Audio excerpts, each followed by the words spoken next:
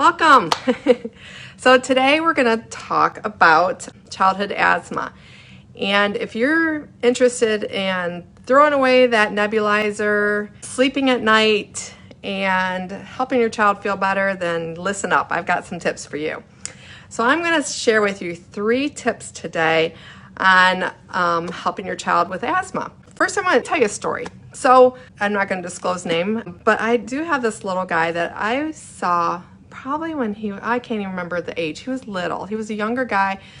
He might have even been kindergarten. And I started seeing him in my practice because he was having asthma like all the time. So his mom was like, we've got to do something about this. And she actually met my mom at church. So my mom said, hey, why don't you go see my daughter?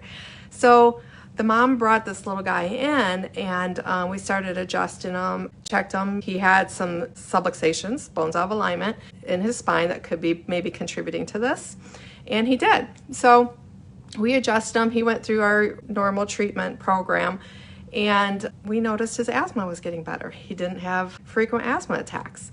So fast forward, he's middle school now. I still see this little guy once a month. He's had, I think in the last year, maybe 1 asthma flare-up. It was in the fall when all the allergies were really bad. So what we did, we just kind of boosted up his treatment a little bit. He got through it, and he's doing great. But he's consistently come probably about once a month since he was a little guy. But we've been able to keep his asthma under control by doing that. It takes no time for him to do this. Mom comes in after school, we adjust him, and he's on his way. So, and he loves getting adjusted. So I want to share with you that there are other ways that you can help children with asthma besides having to do inhalers and things like that. Number 1, my first tip, see a chiropractor. If it's not me, see somebody. Get their spine checked, because we talk in our office a lot about the 2 nervous systems. One speeds things up, one slows things down. The bronchioles, the breathing tubes for the lungs, are surrounded by smooth muscle. And what happens when you get a muscle cramp? You usually go to not a muscle cramp, a muscle spasm. You go see a chiropractor, right? So why is that any different for the muscle spasms that are in the lungs? Same thing. So we really check the nervous system to make sure the nerves are flowing to the lungs, either coming from up here or in the lung area, just to make sure that those lungs are functioning well. Number 2, there's also a histamine issue.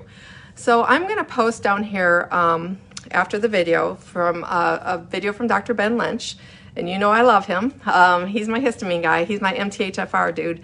So he's got a great video about exercise-induced asthma and how a deficiency, and I believe it's folate or methylfolate, I think something along those lines. But I'm going to post that down there. You can watch that. He's way more interesting. And number 3, it could be, allergy-induced, or from what I've been seeing, I don't know. So it's, some kids get diagnosed with asthma at that point when they go in with the mucus-filled breathing tubes, okay? So if it's number 3, the immune system or the allergies, refer back to 1, chiropractic. Okay, so I hope this helps. Again, I'll post Dr. Lynch's video below. If you have a child that's suffering from this, bring them in. Let's check them out.